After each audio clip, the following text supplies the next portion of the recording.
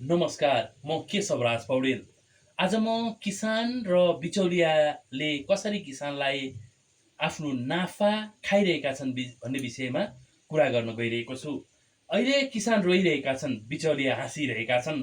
तपाईँले आज बजारबाट किनेको तरकारीको मूल्य सुन्नुभयो होला। गोलभेडा, काँक्रो, बन्दा, काउली, भिन्डी वा सिमी सबैको मूल्य दिन प्रतिदिन बढिरहेको छ। उपभोक्ताले महँगो भनेर गुनासो गरिरहेका छन्, तर के किसानले पनि यही मूल्य पाउनु भएको छ त? वास्तविकता भने अर्कै छ। खेतमा किसानले प्रति किलो 20 देखि 30 रुपियाँमा बिक्री गरेको तरकारी बजारमा पुग्दा 80 देखि 100 रुपियाँमा बिक्री भइरहेको छ। किसानले आफ्नो उत्पादनको उचित मूल्य पाउँदैन, उपभोक्ताले सस्तो मूल्यमा सामान पाउँदैन। बिचमा बस्ने बिचौलिया भने करोडौँ करोडौँ रुपियाँ कमाइरहेका छन्।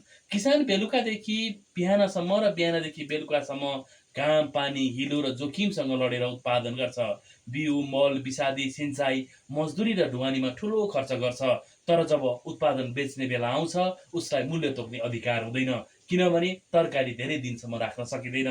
चिस्यान केन्द्र छैन, बजारसम्म पुर्याउने साधन छैन, बैंकको ऋण तिर्नुपर्छ, घर खर्च चलाउनुपर्छ। त्यसैले किसान बाध्य भएर जे मूल्य पाइन्छ त्यहीमा उत्पादन बेचिदिन्छ।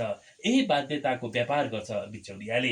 एकातिर किसानको पसिना सस्तोमा किन्ने, अर्कोतिर उपभोक्तालाई महँगोमा बेच्ने, यसरी बिचौलियाले किसान र उपभोक्ता दुवैलाई आफ्नो फन्दामा पारिरहेका छन्। यसको परिणाम भयावह छ। किसान खेतीबाट निराश हुन्छ, उत्पादन घट्दै जान्छ। युवाहरू खेतबारी छोडेर विदेश जान्छन्, हजारौँ रोपनी उर्वर भूमि बाँझो बन्छ, गाउँ रित्तिँदै जान्छन्। देश खाद्यान्न र तरकारीका लागि आयातमा निर्भर बन्दै जान्छ।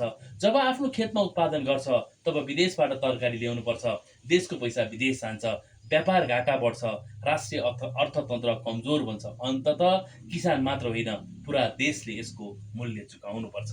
त्यसैले यो केवल किसानको समस्या होइन, यो उपभोक्ताको पनि समस्या हो, यो राष्ट्रिय अर्थतन्त्रको पनि समस्या हो, यो खाद्य सुरक्षाको पनि समस्या हो।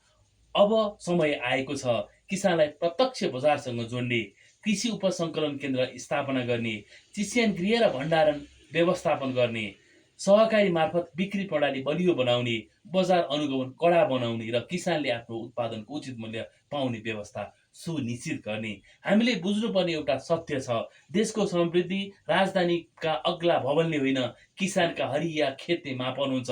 यदि किसान बाँच्यो भने कृषि बाँच्छ, कृषि बाँच्यो भने अर्थतन्त्र बलियो हुन्छ, अर्थतन्त्र बलियो भयो भने राष्ट्र समृद्ध हुन्छ।